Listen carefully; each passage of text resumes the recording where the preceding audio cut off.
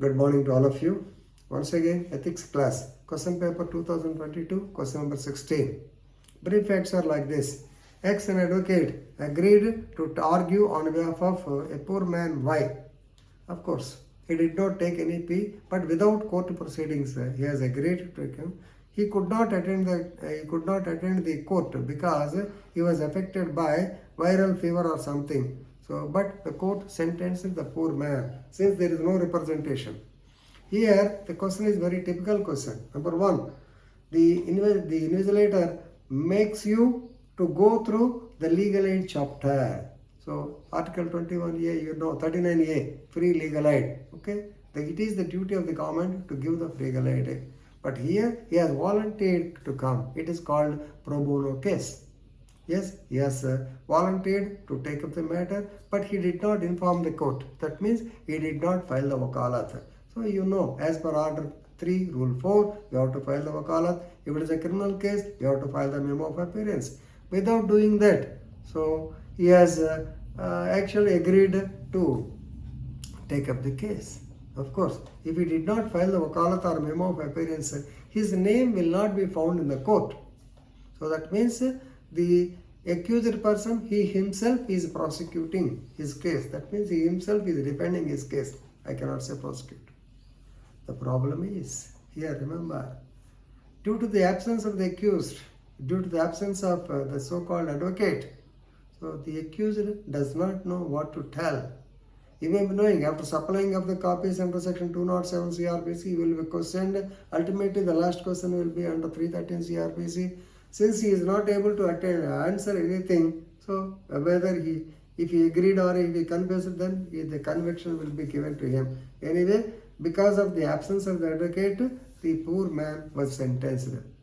Here the point is, why the advocate was absent? Why the advocate? Because of the viral fever. But what he has to do? Now, Rule 11 comes into the picture.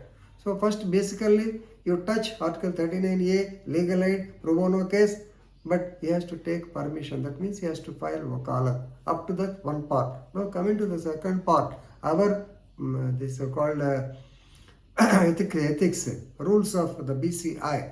Rule 11, when Rule 11 says, normally advocate is bound to accept the brief in which he is regularly practicing. When once he takes up the brief, definitely he has to attend the court on all dates of hearing. No doubt he cannot attend on all dates of hearing. At that time, he can send his proxy or he can entrust the matter to another client, or at least he must be able to tell the client that, sir, my lawyer is bedridden, he is not coming, please give adjournment. Definitely, the court will give adjournment under section 309 of the CRPC. Of course, 3 times they can give, more than 3 they don't give.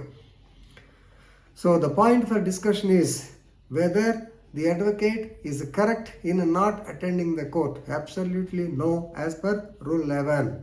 And when, of course, here the criminal case, it was dismissed. Suppose if it is a civil case, so dismissal per default, Order 9, Rule 10. The case can be dismissed. Of course, you can know. Rule 13 says you can file a restoration petition. Right. In this connection, you can cite the case laws like already I told you, S.J. Chowdhury versus the state, 1984.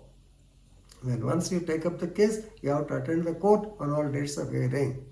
And another case, Madras, already I think I told you, Madras Sugars Limited versus the state of Tamil Nadu, 1995. No advocate has a right to abstain without returning the client's fee. And the Secretary, Department of Agriculture, Chandigarh versus Raghuraj. So please remember, here it has given the negative judgment actually. Even though the lawyer is absent, the person should not be put to difficulty. The client should not be punished. So this is another very good example. So Supreme Court held that even if there is a default on the part of the advocate in not attending the court, in not apprising the court at the time of hearing, appellant should not suffer injustice.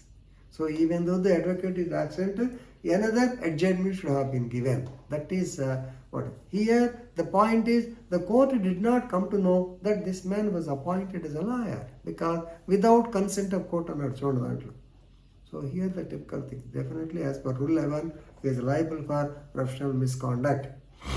So of course, after his viral fever is over, he can file a petition for restoration under Order 9, Rule 13, CPC. But poor man should not suffer for the absence of the advocate. It can be taken as a misconduct as stated in the above case laws. If you write this much, it is sufficient. With this, I am concluding. Thank you very much.